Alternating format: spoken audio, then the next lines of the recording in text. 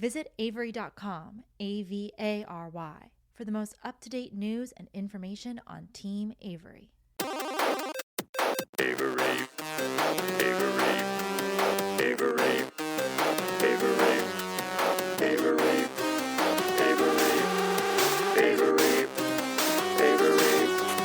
Avary, The Video Archives podcast with Quentin Tarantino and Roger Avary is back for season 2.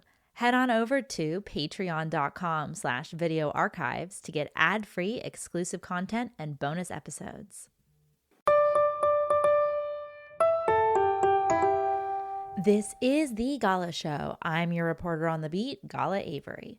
Welcome to a very special holiday episode of the Gala Show. It's Thanksgiving, and this year I have a lot to be thankful for. I just took a veggie pot pie out of the oven, and while we wait for it to cool, I'm sitting around the table eating snacks with my dad and return holiday guest, Roger Avary, as we chat about whatever topic he feels like sharing. Hey Dad, happy Thanksgiving. Hey Gala, happy Thanksgiving to you. So before we bring up your topic for today, I have a question for you. Sure. I want to know, what is one thing that you're thankful for that people might not know? This year in particular, I think truth is something that I'm really grateful for. And this kind of emergence as everyone kind of wakes up about the world around them. And in doing so, discovers a kind of self-actualization. I think this is like maybe one of the greatest times to be alive. I agree, and I am so thankful every day for this amazing life that I get to live, and thanks, Dad, for being a part of it. Now, as always, my guest gets to bring their topic to the mic. So, Dad, why don't you tell us what your topic is and why you decided to choose it? Well, my topic is gratitude. Because it's Thanksgiving, I thought, at first I was like, okay, it's Thanksgiving. Maybe I'll talk about Eli's movie Thanksgiving and, Cyber Weekend or Cyber Monday. Black Friday, Cyber Monday. Which is all month now. Like all of that, which actually there's a lot to unpack there. But, and I wanted to do something that was, as it's Thanksgiving and we're all sitting around with our families or just with our loved ones or even just alone and just reflecting on, what we're thankful for. I thought about that and I was like, well, that's gratitude. And because of Video Archives podcast and because of movies and everything, it got me to thinking about, well, what movie represents gratitude more than any other film? And I think most people would probably, because of the time of year, because of the kind of movie it is, that a lot of people would kind of look to 1946's It's a Wonderful Life, the Frank Capra film, which is largely about kind of understanding, what you're grateful for. And the many, many layers of that. I thought, well, that's pretty obvious. I think we watched that together last Thanksgiving, actually, you and Everybody watches it. Or maybe around Christmas. It's on you. It's almost unavoidable. It's ubiquitous. It's a movie that is beloved by almost everyone, almost to the point where people don't really appreciate it. They don't have gratitude for it, almost, one might say. But that wasn't enough for me to talk about. Okay, like I can talk about Thanksgiving, or I can talk about It's a Wonderful Life and the gratitude in it, and George Bailey and his character arc and all of that. And maybe I will talk about that. But I started thinking about it and I was like, well, what is the antinodal film for that? What is the opposite of that movie? What is the movie that is its equal opposite? Like maybe the movie, I don't want to say that it's not about gratitude, but it's a movie that explores thematically the same region, the same thing, a movie that is, that everyone knows about, that has to be at the same level, you see. And I arrived at Taxi Driver. Oh. That it's Taxi Driver, and that that these two movies that are, how do I put it, beloved, by everyone. They're both beloved by everyone for different reasons, but they're opposites to each other in many ways, though they explore the same themes. And, part of Taxi Driver is the absence of gratitude and the isolation and the disconnection that Travis Bickle is going through, what his search for meaning brings him, and the redemption of, that world. And those are all, very, very similar to what's going on in a kind of antinodal way with It's a Wonderful Life. And so that's what I want to talk about. But before we dig into the mashed potatoes, it's time for a break.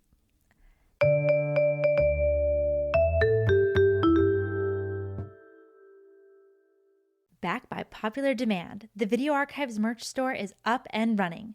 Get your favorite t-shirts, hats, notebooks, stickers, and more at videoarchivesmerch.com. You know me. I write all my notes in the Notes on Cinema notebook, the Gala edition, of course. Check out videoarchivesmerch.com to get yours today.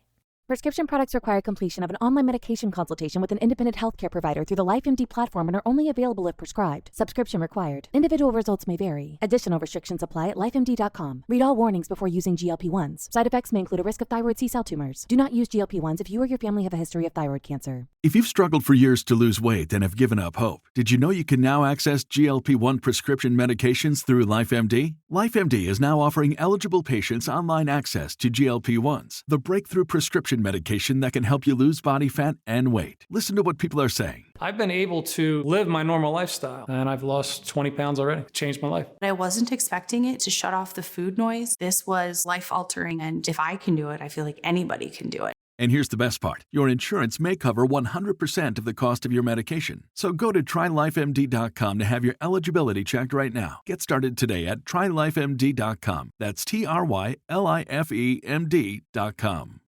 Hey moms, looking for some lighthearted guidance on this crazy journey we call parenting? Join me, Sabrina Kohlberg, And me, Andy Mitchell, for Pop Culture Moms, where each week we talk about what we're watching and examine our favorite pop culture moms up close to try to pick up some parenting hacks along the way. Come laugh, learn, and grow with us as we look for the best tips. And maybe a few what not to do's from our favorite fictional moms. From Good Morning America and ABC Audio. Pop Culture Moms. Find it wherever you get your podcasts.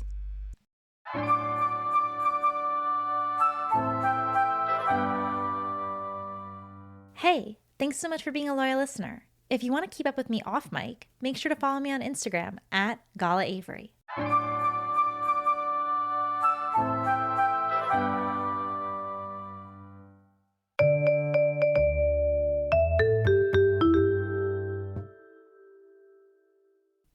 And we're back. And that's our topic for today, the theme of gratitude. I have 30 minutes on the clock and our time starts now. You know that Bugsy Malone is made the same year as Taxi Driver.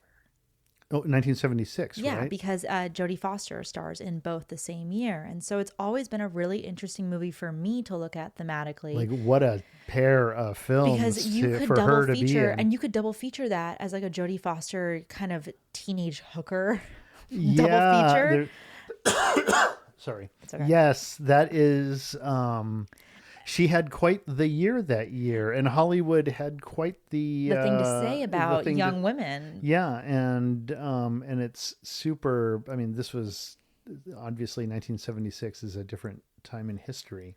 It's interesting though, because when people talk about Taxi Driver, as far as I'm concerned, I've never heard anyone do analysis on it based on gratitude. Well, it's not that it's based on gratitude. It's the similarities between the films and the arcs of the various characters in them. In one of them, you have Travis Bickle, Played by Robert De Niro.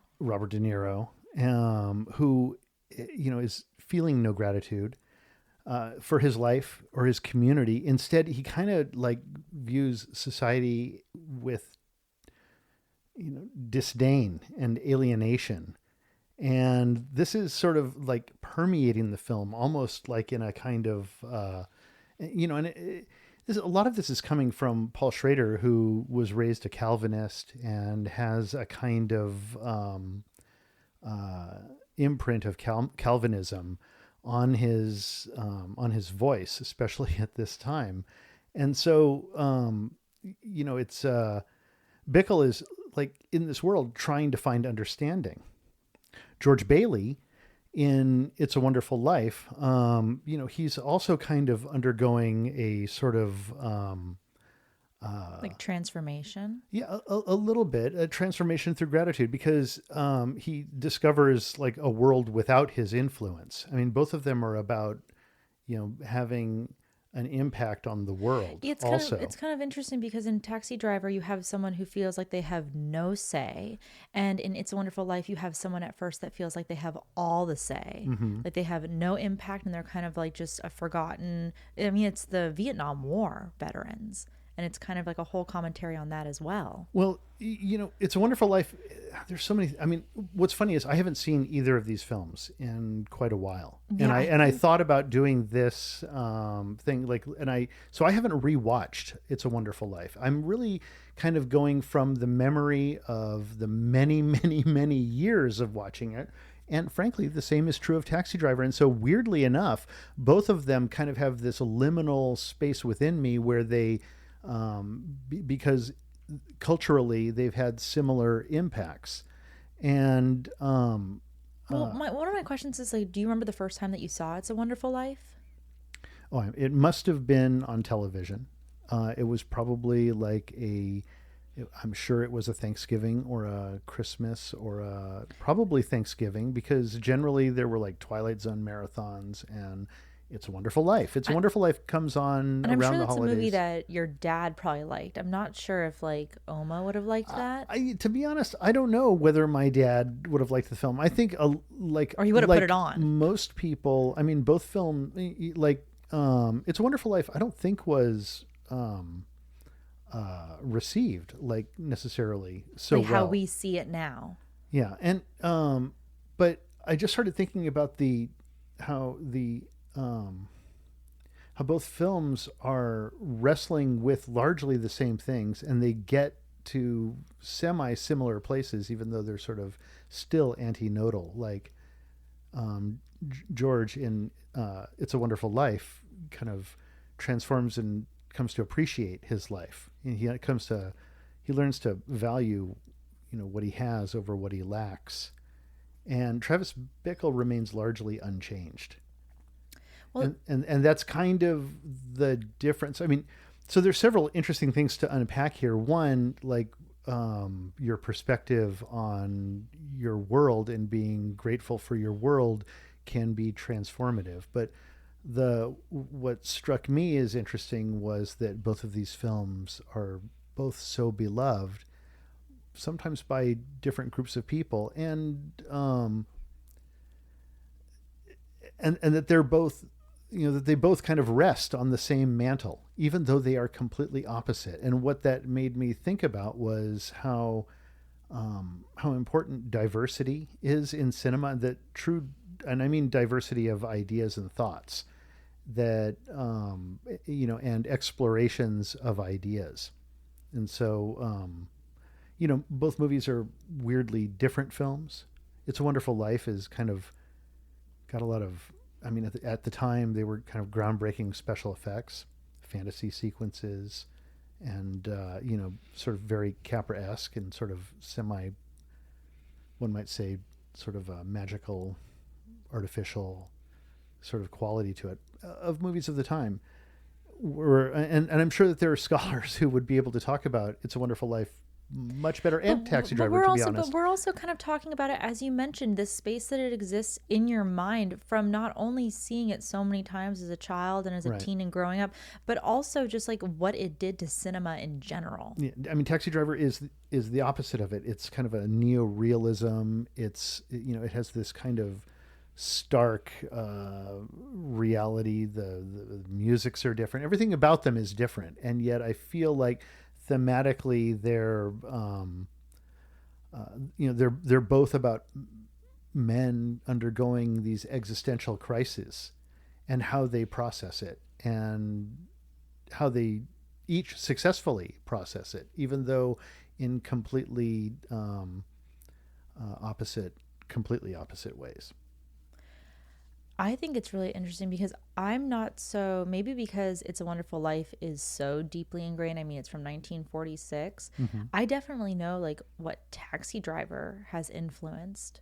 I definitely know it like also in Hand, Well, King like of, Joker would well, be Joker the most is recent. the most recent one.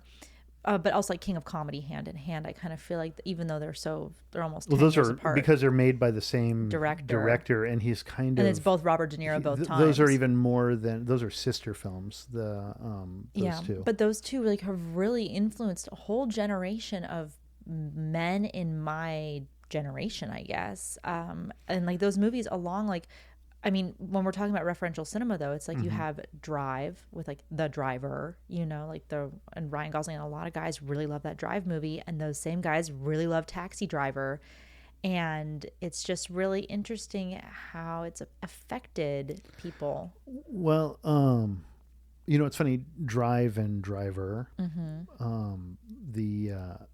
Because like one really looks at Drive and sees that it is the child of Driver. It is lovingly and adoringly looking to its parent, the Walter Hill film, and it is copying it lovingly and through imitation. And the character, though, in The Driver is based on Japanese samurai. It's so really, if we trace this back, this kind of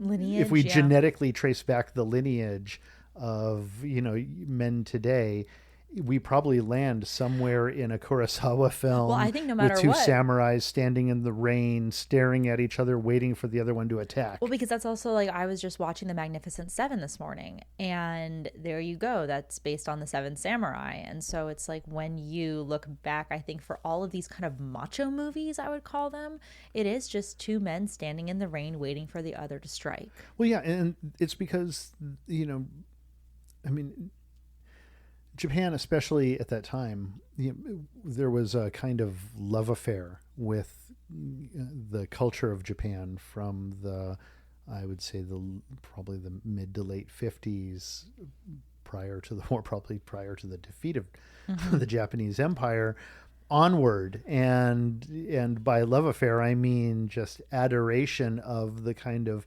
feudal nobility.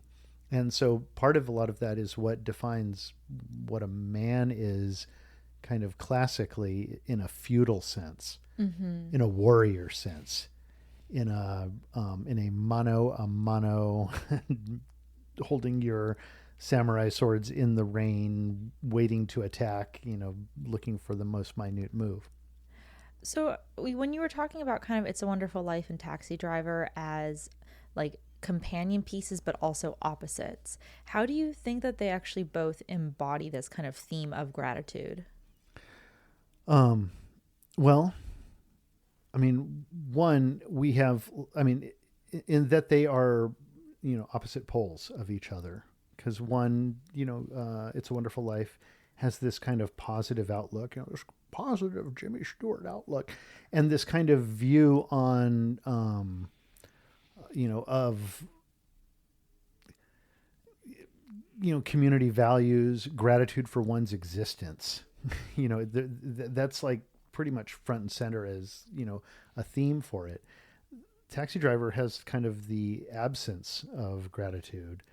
The end of the movie, he feels pretty much the same. Society and disdain, alienation, all of it. Like, you think that there's this kind of resolution at the end of Taxi Driver, but Scorsese, like, quickly, in a wink, at like in the final moment of the movie, flicks that away in the rearview mirror, as if it were nothing. Have you heard the theory though? As if it was glancing in the rearview mirror, literally, in something that just passed by. Have you heard the theory though that he actually doesn't save her, and that he is killed?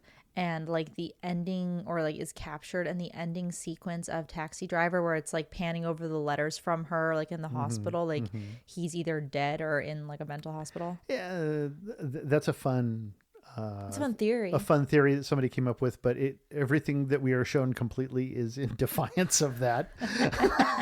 I mean, is it not like they write him a letter? I guess they could have written him a letter while he's in a coma, maybe. Maybe that's, or just dead. He's in heaven. He's imagining it all. Yeah, but the parents, they write him a letter, thank you for finding our daughter, or whatever they say, without you, we are eternally also, grateful. what is it? You will find, a home in Springfield, Illinois, should you ever choose to visit. I mean, then what are they saying then about this, kind of bad guy becoming the hero then? Well, it's ambiguous. And part of that is the time period that each film is made in. One is during a time of construction of America in post-war, and this kind of, rising out of, depression and into this kind of new future. And the other one is, we're in the 1970s, and it's existential It's in like a kind post-war of different Vietnam way. or post-Vietnam War America. Yeah. And so, It's a Wonderful Life, we have kind of this transformation of his character through gratitude. And, because he's shown a world without his influence. Whereas in Taxi Driver, it's just, there's just no sense of belonging or appreciation from the city or its people. Actually, maybe the two parents show him At the end. Some kind of appreciation. The whole sense of community in It's a Wonderful Life is kind of absent in Taxi Driver, largely absent. And the moral redemption of It's a Wonderful Life, because he learns the value of what he has over what he lacks, there's just no real redemption. There's no chance towards growth, towards having gratitude in Taxi Driver. It's a bleak, non-existent reality. Okay, so the question is one better than the other? No. Well, because they are both, in fact, equals. They stand on their own pillars, opposite of each other. The movies. These titans of films, these two great films that are fantastic in their own way, they're equal to each other. So neither is better nor worse. It becomes a kind of moral question as to, because I look at the bleak quality of movies of the 70s, like Taxi Driver, as a kind of morally uplifting statement. It's an observation it's not a glorification. I think a lot of people oftentimes mistake just showing something for glorifying it and saying it's okay. You have to expose things that are incorrect through art in order to have a dialogue with both yourself and others about if it's right or wrong. Well, Clockwork Orange being one of my favorite films. And this is actually a movie which is almost entirely similarly about the power of choice, and the power of choice is more important than the acts of good or evil. Another good 70s movie. Yeah, and that's a very interesting conversation to have intelligently. The problem is most people view the movie and they don't really care to even process themselves into a conversation about that. They just look at it and say, oh, this is a movie that is glorifying violence in the most glossy, ultra-violent way. This is kind of totally not in this same vein of movies, but also is. But I was looking up Clockwork Orange, and it's 1971. And the other movie that I really, really love from 1971, I mean, there are tons, but Willy Wonka and the Chocolate Factory, when you're talking about choice and the power to make a choice and to choose, and that scene where he chooses to give back the gobstopper, I always think about that because he chooses. It's one of the most... Mel Stewart, I think, is the director. No, he's the producer. Okay, wait. No, it's Mel Stewart. Mel Stewart's the director. He, it's such an expertly directed film. It's so beautifully done. And that moment where Charlie puts down the gobstopper and the camera is close on it. It stays close on it. And we just see Willy Wonka put his hand on it. and like he stays close on him, allowing Charlie to like leave frame, to basically be leaving the movie. And then when he spins around and calls to him Charlie, it's such a fantastic moment, because it's almost like, you know, I mean, how else do you put it other than the to do the good deed when you are, and to have gratitude of your position enough to do the good deed to someone else when no one really is there to see it. The I mean, the Christian idea is that that person is Christ in disguise, and that you're tested constantly. And so sometimes the hazing is a testing. And that's kind of what happens in, like, he has to know the truth about everybody, and he hazes those children in the most horrific ways. Some of those kids are dead, I think, or at least go to the juicing machine. Well, he may have gone to the trash compactor, but I think they catch him. Wait, was he? No, it's Violet who goes to the trash compactor. Yeah, I think Augustus Gloop gets like the incinerators, or the thing about he just Charlie, gets stuck in the pipes. It's ghastly. I know, it's terrifying, but that's like what I was thinking about, because like we're talking about kind of these 70s bleak movies in comparison to It's a Wonderful Life, and when you see something like Willy Wonka and the Chocolate Factory, you see someone who has nothing, that all their grandparents are in the same bed, that he like literally has no money, and all these other kids have so much, and he gets that golden ticket, and it's like an amazing moment, and it's like your dream comes true. And if you steal that gobstopper, you will have all of that and more. Well, and it's even more, yeah, it's that moment in the tunnel where he's given by Mr. Slugworth. Slugworth. Slugworth, played to perfection by like a Bond villain, or Gunther something. Meisner. Gunther Meisner is so good in that movie, and I love when he shows up in the end and is like, oh, and this is my associate. It's like, oh, it's Slugworth, and he's like, oh no, it's like he's an associate of mine. And he smiles. Oh, yeah, pleased to meet you. It's really, but it's like, how come that guy's not going to run the factory? But when you have, that's the thing, is like when you have nothing. Actually, you know what? Charlie's going to get the factory, but the fact of the matter is that guy is going to run the factory. Yeah, Gunther Meisner's character, Slugworth, is actually the one day to day keeping those Oompa Loompas. He's probably day to day keeping it with Willy Wonka. He's probably the dude doing it anyway. But that's just what I mean, though, is because it's like, it's this movie where Charlie decides, even in the end, when he knows he's going to walk away with nothing, he still gives it back.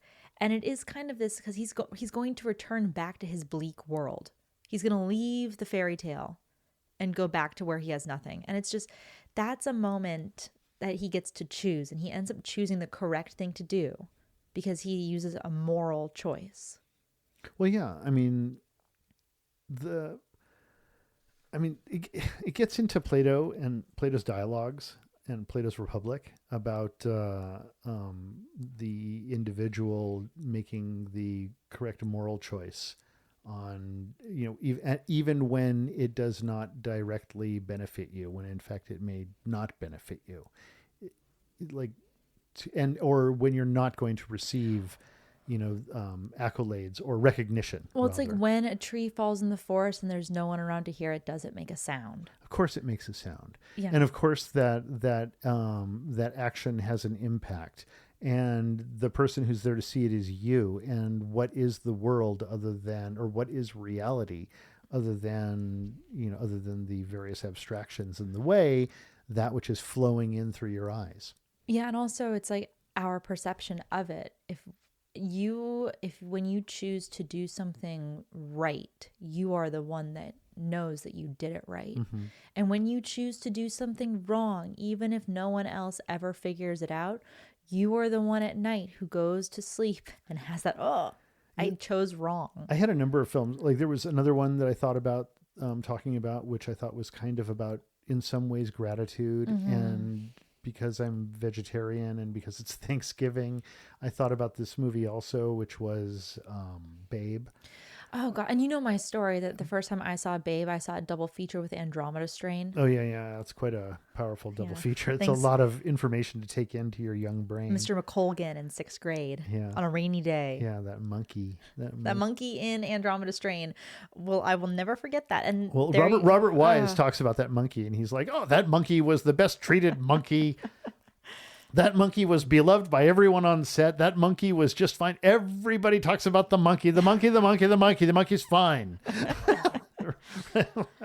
That monkey looked like it was going through a living hell. I know. I don't think that monkey was fine. I don't think the monkey was fine. But no, Babe is such a good movie. And the part about Babe that I always love, and I'm not so sure if it's, again, talking about movies that have had impacts that you haven't seen in a long time, but they live within you. The moment that you always describe to me in Babe is the dog. Oh, Rex. Rex. You know, Rex's story. Rex is such a powerful story to me because, oh God, actually, it's going to make me cry right now. And just that's thinking what I about mean. Rex, because Rex is this proud, noble dog. He's like the alpha dog. He's the one in charge of everything. He's super intense, but he's a little old. And so he's kind of mean and everybody's afraid of him. And like all the sheep and everything. And there's this, he's got kind of this reputation, but it turns out it's really intense. Rex can't hear. He's going to lose his position as the dog of the house, probably. And he's on edge. It's so intense. Like that's why he's mean, is because he's got this failing and he's just doing everything he can to hold it together. Does that become more powerful to you as you get older? When Rex finally goes to the sheep and he talks to them, okay. So obviously, of the films we've talked about today, the one you should watch is Babe. we're both sitting here crying, but it's funny because like I was talking. My God, what like, a moment that is! But the funny thing is, to me, it's like I don't know if the moment in Babe is as powerful to me when I watch it as when you tell it. And I have several of those movies in my life, like Dead Zone. The ice is gonna break. The ice is going to break. That is never as good when I watch it as when you tell me the line. And I remember that you used to say that line to me all the time as a kid. And then when I finally watched the movie, I was like, my dad does it better. That's what it means. It's not easy to do better than Christopher Walken. Well, you did. So. Well, thank you. You're a little biased. But yeah, I'm that allowed moment to is great be. in Babe. I think about Babe all the time. That moment where the cat is talking to Babe, and it's like, you know, because the cat is allowed in the house, and the cat talks to Babe, and it's like, oh, you know, I am allowed in the house. I have a special position. You are outside of the house. How sad for you. But then you don't even know who you are, do you? Because eventually you end up on the table inside of the house. You become dinner. In fact, yes, they call it pork. And it's like, holy crap. You know, because I started thinking recently about how people started, mostly through the French language, transforming animals. Ever was talking to me about conceptually into food, and how we've turned, like, people wouldn't eat pigs as much, but they'll eat pork. Mm-hmm. And, you know, bœuf is cow. Yeah. Mutton is what is that? Sheep or lamb? Sheep, lamb. I don't know. And so like when you change and those the are all word. French derivations that came about during the Norman occupation of England, when the French conquered England, and during the time which Robin Hood takes place, when they went in and they basically came up with the feudal system, and they carved up all the land, and they redid everything, and they put everybody into subjugation under the Normans. And the church, which was in place at the time, the church in England, was completely corrupt, and allowing, you know, sort of a corrupt ally of the Norman occupiers and invaders. One movie. Sorry, I just went on like a little tirade. Oh no, Sorry about that. I don't mind. I love it when you do that. One movie that I also like when I think about Babe, because for me, one of the morals of Babe is also like kindness for small creatures. Well, yeah, because we're seeing it through their lens. The whole thing is told from, I think, from the perspective of the mice, like, because the smallest of them all. Yeah, they're the smallest of them all, and they're kind of singing the story as the thing goes on. It's Babe's story, truly, but it's told by the mice. The mice are sort of our smallest creatures looking into this world. But I think of also Fantastic Planet. because it's the other 70s movie Sure. that is like love for small creatures, and like how you treat something smaller than yourself says a lot about you. You know, we were watching The Challenge last night, and Laurel and Cara Maria are in this big Oh, God. argument. You're revealing And the truth behind it all. the ugly truth of things. But Laurel and Cara Maria on There's no gratitude on there. season 40 were in this argument, but Laurel said something which was when you point a finger, you're pointing it right back at yourself, or something like that.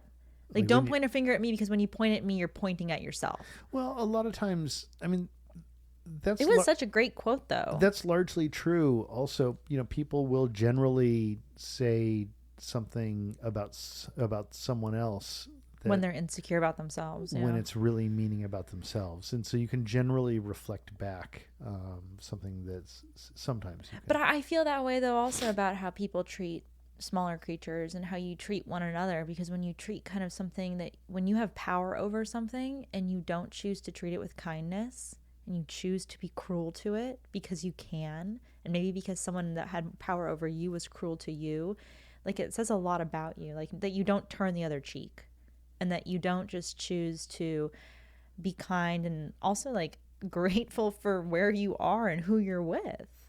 You have me looking at 1970s movies now, like in the scope of what we're talking about, and I'm just going to throw another one out there. Sorcerer. Well, I don't know that Sorcerer is necessarily about gratitude. But the moment in it that I always think of is The Watch, where he's like, oh, it's 5 to 9 in Paris, and then it explodes. You know, because that's his last moment, is he's remembering, oh, it's 5 to 9 in Paris. And he loves his family and his wife so much that he still has his watch set to Paris. Yeah. I always think about that. Yeah. Anyway, back to gratitude. Well, you have a minute left.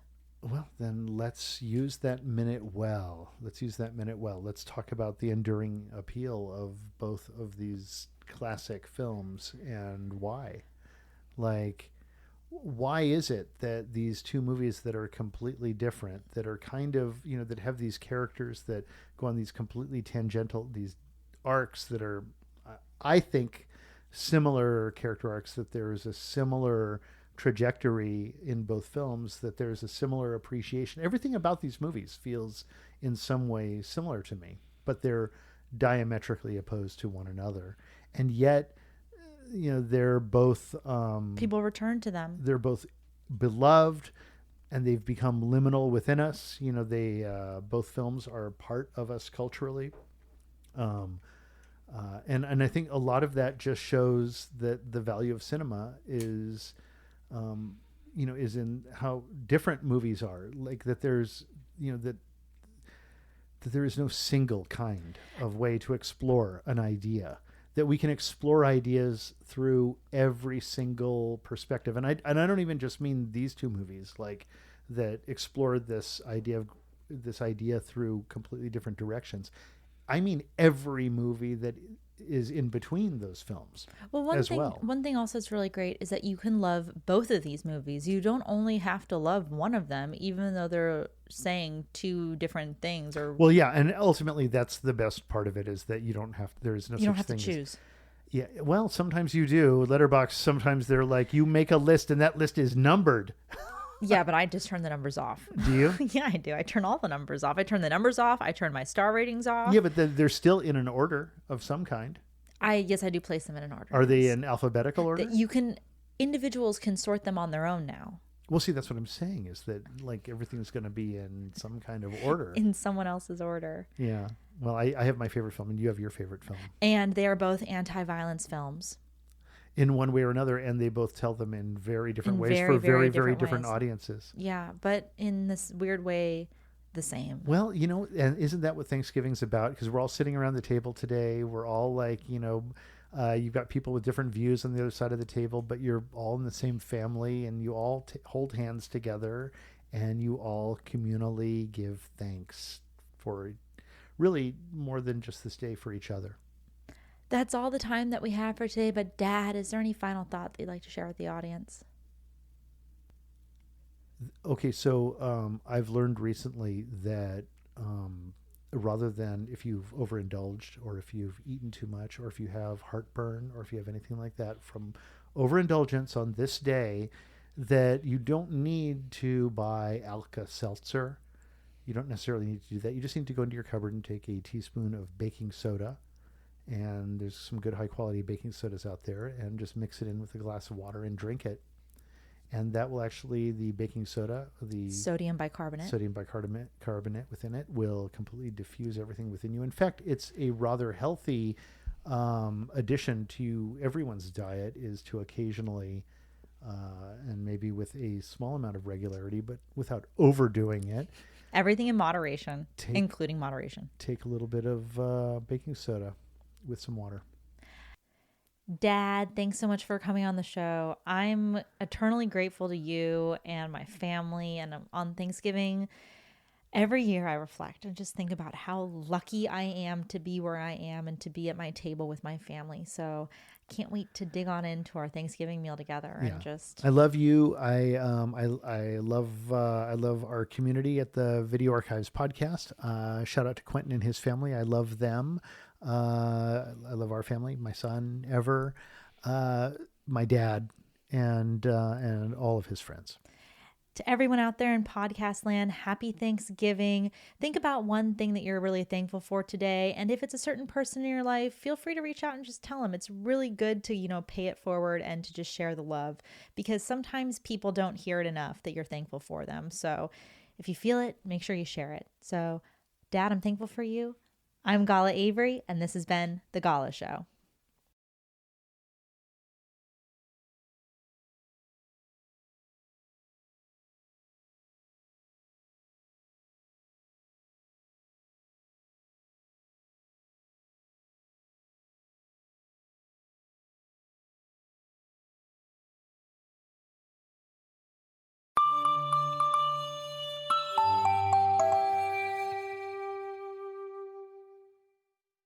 The Gala Show is brought to you by Avery.com. This episode was executive produced by Roger Avary and produced by Gala Avary. Music composed by Andy Milburn. As always, I'm your host, Gala Avary. Copyright 2024, all rights reserved.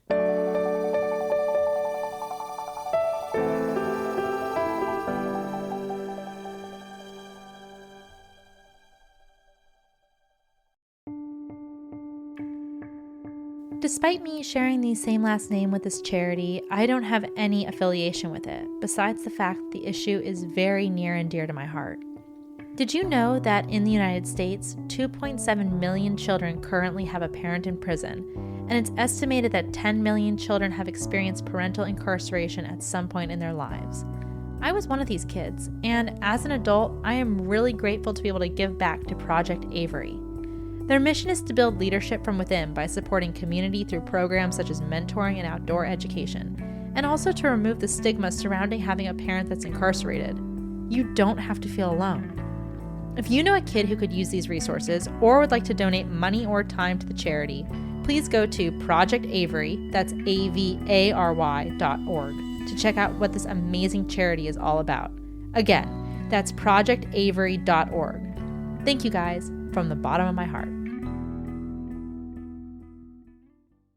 Ritual is hardly the only brand running a 40% off sale, but it is the only sale asking you to shop responsibly.